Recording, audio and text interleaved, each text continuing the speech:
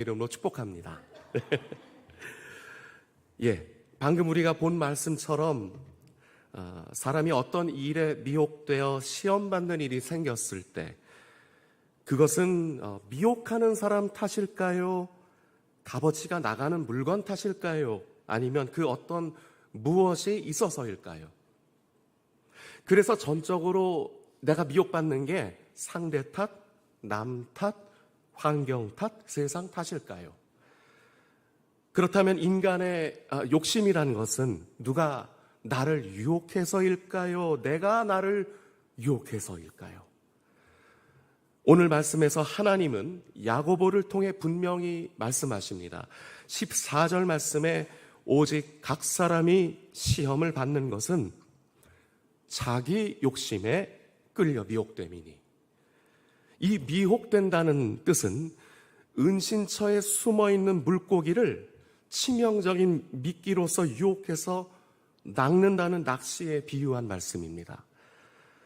그런데 상대방이나 세상이 낚시꾼이 아니라 내가 낚시꾼이고, 내가 나를 미끼 삼고 내가 나를 미혹해서 내가 만든 그 낚싯 바늘에 나 자신을 딱 걸려들게 만들어서 나를 낚았다는 말씀입니다.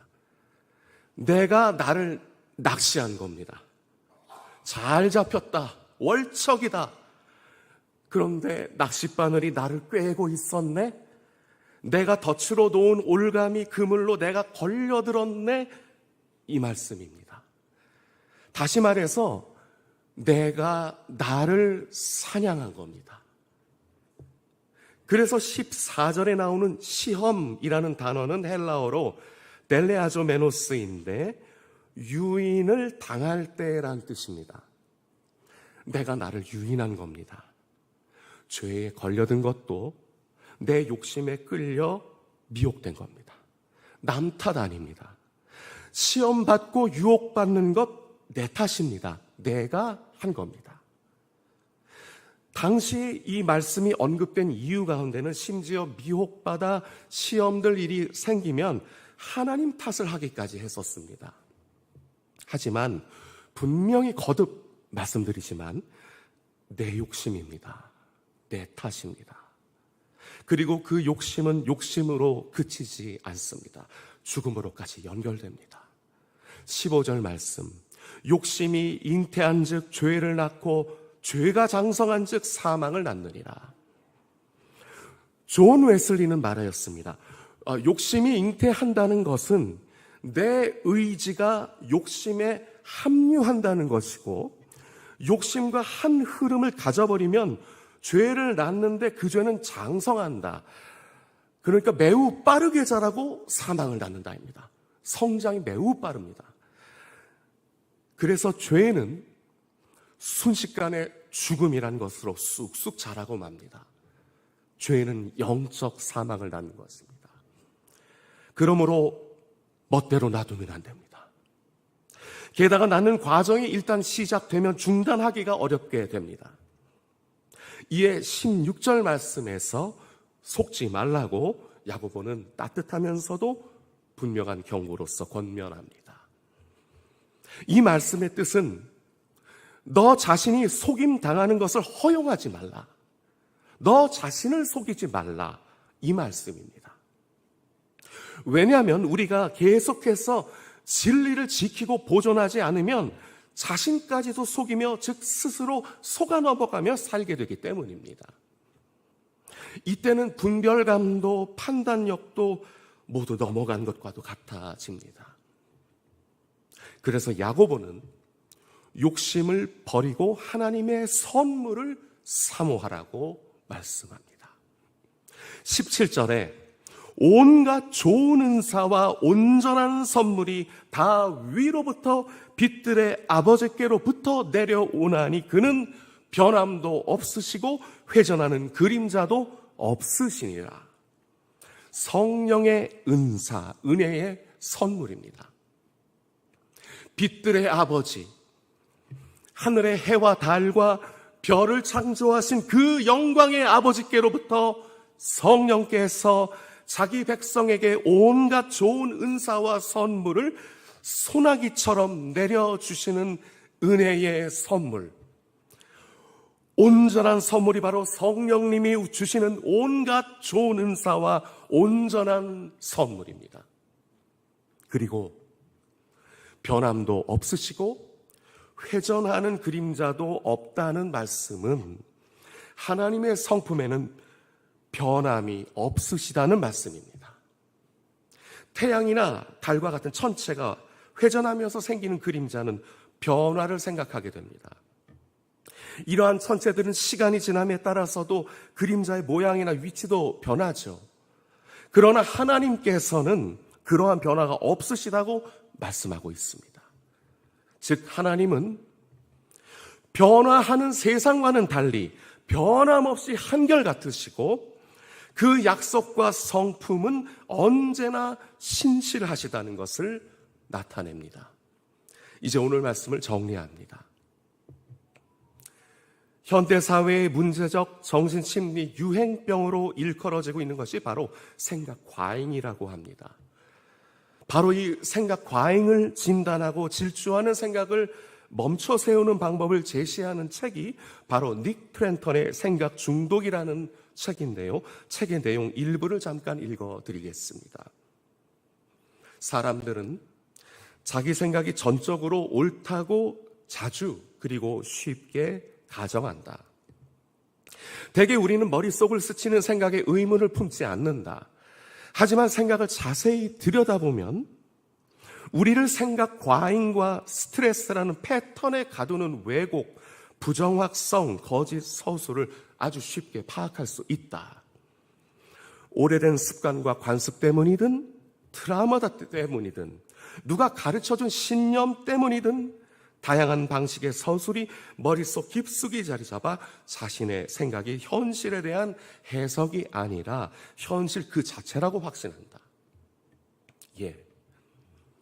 바로 이 문제가 오늘 말씀에서처럼 나를 미혹하고 나를 사냥하고 있는 것입니다.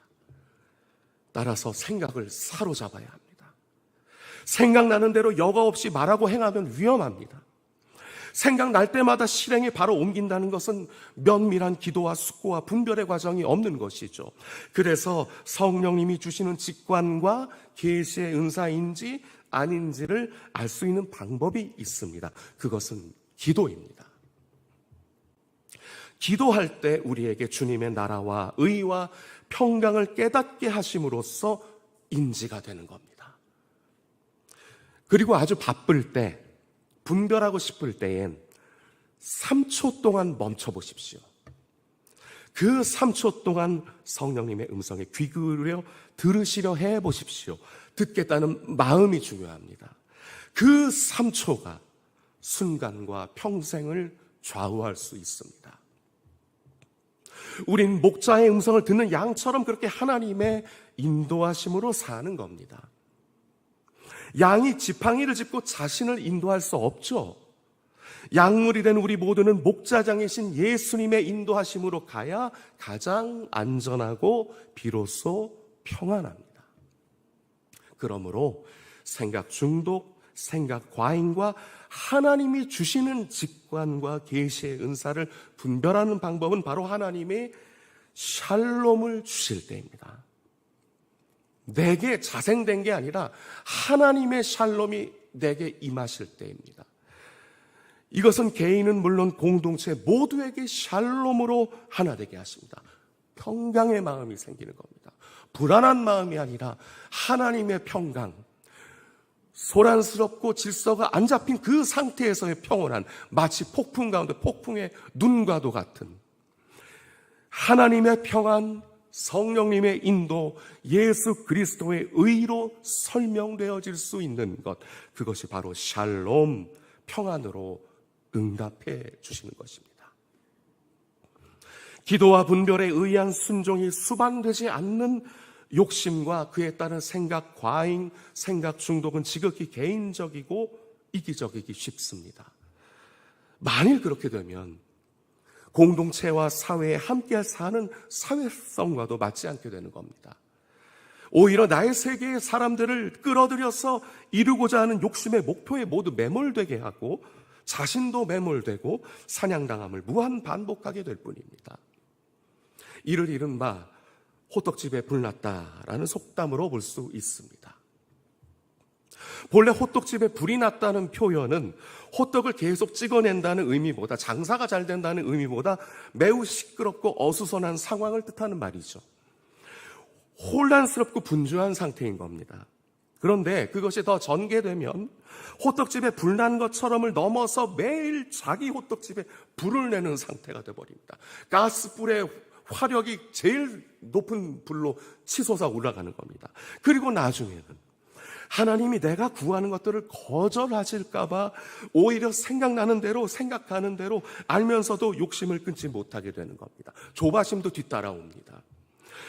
그래서 고린도 후서 10장 5절 말씀대로 하나님 아는 것을 대적하여 높아진 것을 다 무너뜨리고 모든 생각을 사로잡아 그리스도께 복종해야 합니다. 달라스 윌라드는 그의 책 마음의 혁신에서 오늘 본문 말씀으로 다음과 같이 말했습니다. 욕심을 습관적으로 따르면 나를 지배하는 욕심의 위력이 더 강해진다. 결국 의지가 욕심과 동일시될 수 있다. 강한 욕심은 우리를 일종의 최면 상태에 빠뜨릴 수 있다. 욕심 채우는 것을 정당화하기 위해 의지는 머리를 동원한다. 여기서 나오는 합리화는 부분적 정신착란이라고 할 만큼 해괴할 때가 많다. 남들이 보기에 전혀 이치에 닿지 않는다. 자기 악한 욕심의 최면에 걸린 것이다. 그렇습니다. 이것이 바로 생각 과잉입니다. 야고보서에 관한 책인 지붕 없는 교회의 저자 최영삼 교수님도 언급했듯이 시험에 들게 되면, 즉 자신을 사냥하게 되면 하나님이 점점 보이지 않게 되고 은혜와 참된 생명의 세계로부터 멀어져 가고 찬연히 빛나는 하나님의 은혜의 세계가 점점 보이지 않게 되는 것입니다. 회전하는 행성은 그림자를 들이우지만 하나님은 그분 자신이 빛이시기 때문에 항상 그 빛을 비추십니다. 빛이신 주님은 변함이 없으십니다. 변함은 우리 자신이지 그분이 아닙니다. 따라서 사랑하는 성도 여러분, 분명히 말씀드립니다. 하나님은 변함없으십니다. 하나님은 바뀌시지 않으십니다. 그때마다 입장을 바꾸시지도 않으십니다. 사람이 입장을 바꾸는 것이며 사람이 일관적이질 못합니다. 세상의 모든 것이 변할지라도 하나님은 변하지 않으십니다. 그분의 좋은 은사와 온전한 선물은 언제나 우리에게 주어집니다. 우리가 그분의 선물을 받아들일 때마다, 욕심을 버리고 주님을 따를 때 하나님의 불변하는 사랑과 은혜를 오늘도 성령으로 부어주실 줄 믿으시는 여러분 되시길 주님의 이름으로 축복합니다.